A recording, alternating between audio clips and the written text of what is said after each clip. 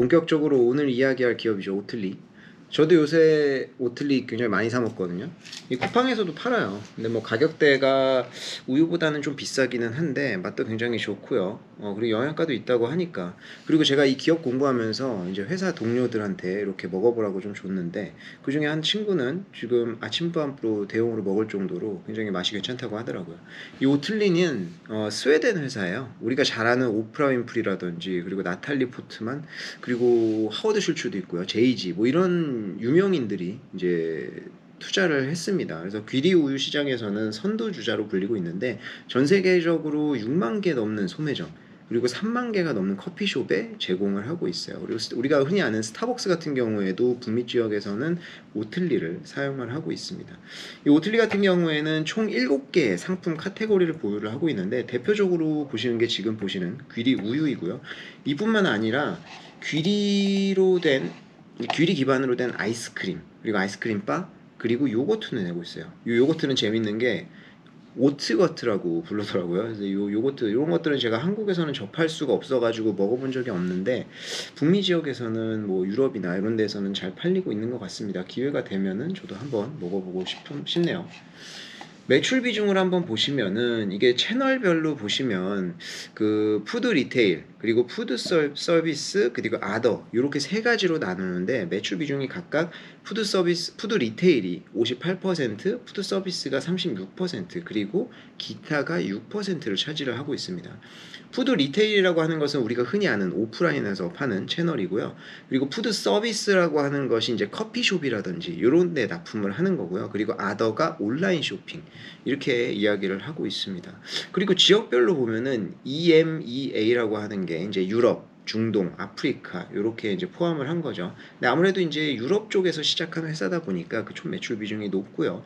그래서 이제 EMEA가 45% 정도 되고 미국 지역이 이제 북미 지역이죠. 이쪽이 한 33%.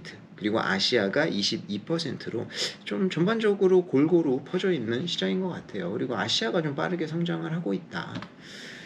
그리고 이제 그 재밌는 것은 요 지역별에서 채널별 판매 비중을 한번 보면요. 굉장히 달라요.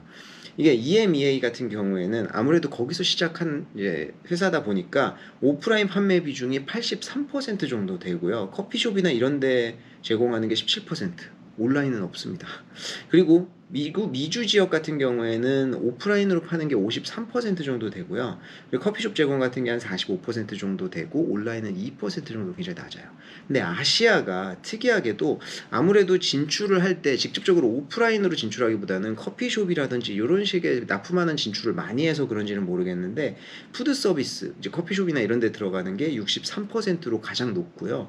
그 다음이 온라인 판매예요. 그래서 24%로 높은 편입니다. 이게 시작하고 나서 코로나가 막 터졌잖아요. 그러면서 아무래도 이제 온라인망이 이제 세팅이 되어 있는 이런 아시아에서 더 유리하게 좀 온라인이 성장하지 않았나 이런 면도 좀 있는 것 같습니다. 오히려 오프라인 쪽은 13%로 가장 적어요. 그리고 이제 최근에 오틀리의 이제 근황을 보면은 자체적으로 좀 분석한 결과인데 대체 우유 시장의 침투율이 전 세계적으로 지금 한 4% 정도밖에 되지 않는다고 해요. 그래서 성장할 수 있는 공간이 좀 많은 상황이고 그리고 각 국가의 귀리 우유가 굉장히 빨리 성장하고 있다라는 것은 좀 보여줍니다. 미국 같은 경우에 39%, 독일은 20%좀 빨리 이제 침투를 하고 있는 그런 성장하고 있는 그런 상황이고 그 중에서도 오틀리의 성장세를 보면은 각 국가별로 가장 빠르게 성장을 하고 있다는 것을 보고 있어서 시장 자체도 커지고 그 와중에 오틀리의 시장은 더 커지고 있다. 이런 것들을 좀 보이고 있습니다. 네, 다음으로 제가 투자 하이라이트를 몇 개 좀 말씀드리고 싶은데 첫 번째 투자 하이라이트는 빠른 성장성입니다. 이 표를 한번 보시면 미국 내의 대체 우유 시장의 시장 점유율이거든요. 오틀리가 5%밖에 안 돼요. 근데 그럴 수밖에 없는 게 대체 우유 시장은 지금 귀리 우유가 차지하고 있는 비중은 굉장히 적다라고 아까 말씀드렸잖아요. 그리고 귀리 우유 시장이 굉장히 빨리 커가고 있다. 이렇게 성장성에 대해서 말씀드렸었는데 이걸 좀 세분화해서 다음 표를 한번 보시면 귀리 우유 내에서의 시장 점유율이에요. 그쪽에서는 오틀리가 두 번째입니다. 그러니까 빠르게 성장하고 있는 시장에서 오틀리가 차지하고 있는 비중이 상당히 크다. 그렇기 때문에 성장성이 굉장히 좋다라는 것을 이걸 통해서 볼 수가 있고요. 두 번째 하이라이트는 사실 캐파예요. 이게 사실 생산 여력이 굉장히 중요하잖아요. 저희가 테슬라에서도 보듯이 없던 시장에서 주력으로 이제 주도권을 잡는 건 굉장히 중요합니다. 근데 이 시장이 커가는 와중에 생산 여력이 받쳐주지 않는다고 하면 다 꽝이에요. 근데 테슬라는 그걸 받쳐주고 있는 거죠.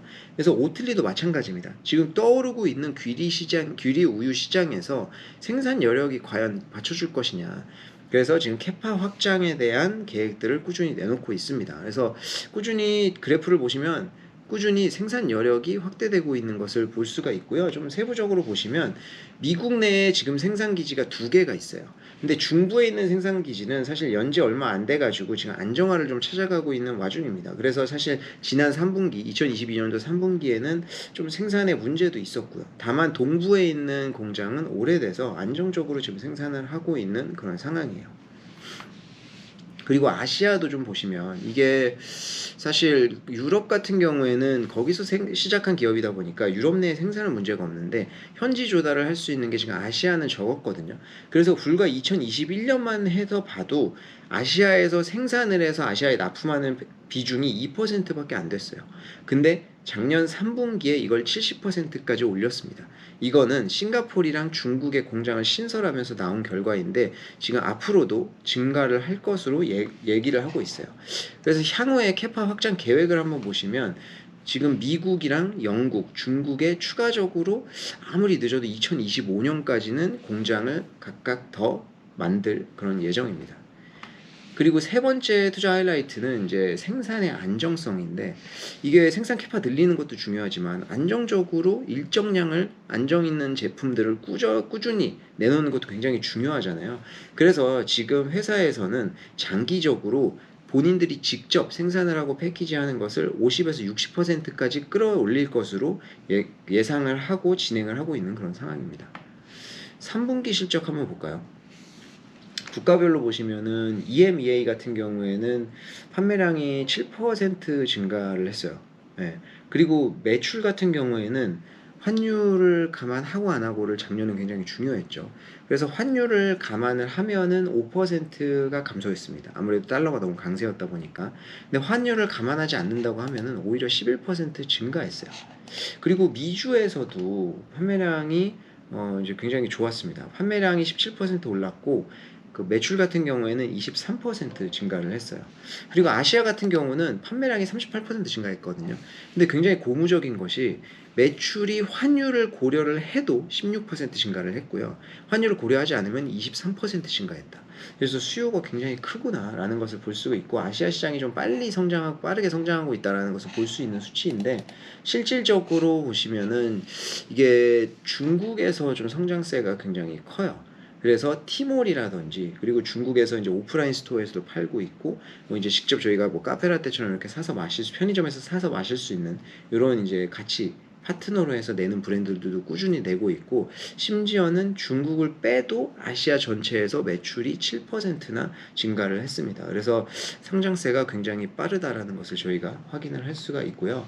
전체 매출을 한번 보시면은 이제 환손실을 감안을 하면은 7% 증가를 했고 감안하지 않으면 한 17% 정도 증가를 했거든요. 이게 종합적으로 봤을 때 앞에서 이제 각 국가 각 지역별로도 확인을 좀 했지만 환율로 인한 손실이 굉장히 컸음에도 불구하고 수요는 견조했다. 이런 것들을 숫자적으로 저희가 좀 볼 수가 있고요. 매출 총이익률이 사실 저희가 좀 지켜봐야 되긴 해요. 왜냐하면 이제 매출 총이익률이 상당히 큰 폭으로 감소를 했거든요. 이게 주된 원인은 뭐 인플레이션도 있고요. 코로나 락다운으로 인한 것도 있고 일시적인 원인들이 좀 있었습니다. 근데 이 문제들을 지금 오케이 발생한 거는 좋은데 앞으로는 어떻게 해결을 할 것인가 이런 것들이 굉장히 중요하잖아요. 그래서 향후에 이제 해결할 수 있는 방안들 같은 경우에는 내놓은 것들이 뭐 인플레이션 같은 경우에는 가격 인상을 하면 되죠. 만약에 가격 결정권이 없는 기업이라고 하면은 문제가 있겠는데 이제 오틀리 같은 경우에는 지금 성장 기업이다 보니까 가격 인상을 3.9% 정도 했습니다. 그래서 인플레이션 같은 경우에는 어느 정도 상쇄를 했고요.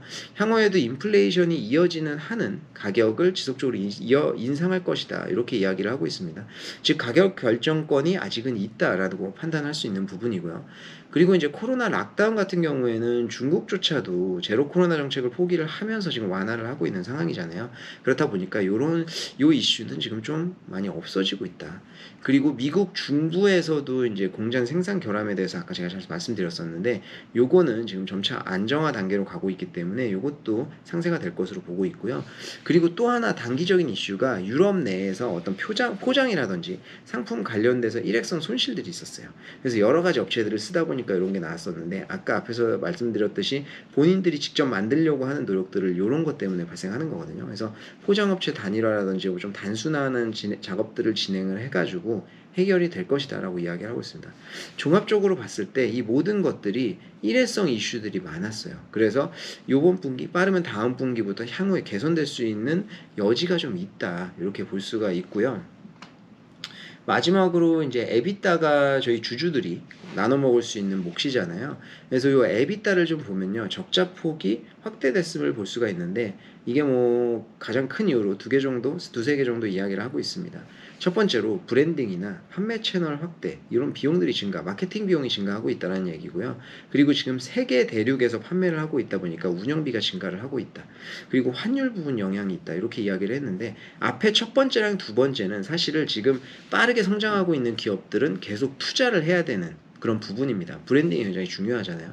그러다 보니까 어쩔 수 없이 지금 성장에서는 오는 성장통 같은 거라고 볼 수 있겠고, 환율 같은 경우에는 좀 단기적인 이슈 때문이기 때문에 크게 신경을 안 써도 될 것 같습니다. 그래서 한창 성장하는 이런 회사들에서 이제 적자이지만 나오고 있는 당연한 결과다, 이렇게 좀 볼 수가 있을 것 같습니다.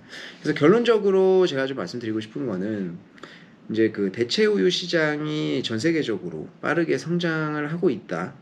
그리고 두 번째는 대체 우유 중에서도 귀리 우유의 성장성이 가장 좋다. 그 중에 이제 최강자로 떠오를 수 있는 가능성이 가장 높다. 이렇게 좀 말씀드리고 싶고, 세 번째로 그 귀리 우유에서는 오틀리가 짱이다.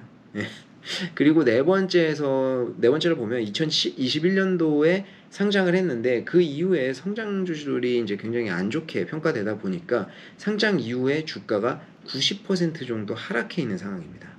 그래서 주가적인 측면에서도 매력 있는 상황이고요. 그리고 마지막으로 작년까지 뭐 인플레이션, 공급망 이슈, 뭐 코로나 이런 것들이 좀 작용을 하면서 실적이 부진했지만 캐파 확장, 뭐 그런 꾸준한 노력으로 이제 턴어라운드 할 수 있는 그런 가능성이 있다라고 판단을 하고 있습니다. 그래서 지금은 적자이지만 흑자로 전환을 했을 때는 또 다른 어떤 도약을 할 수가 있을 것 같다. 이렇게 좀 보고 있습니다. 그래서 오늘 좀 관심이 있는 분들은 오틀리 한번 사서 드셔보시고 판단을 하시는 것도 좋을 것 같고요. 주가도 많이 떨어져 있으니까 지금부터 좀 지켜보시면 좋을 것 같습니다. 네, 긴 시간 들어주셔서 감사합니다.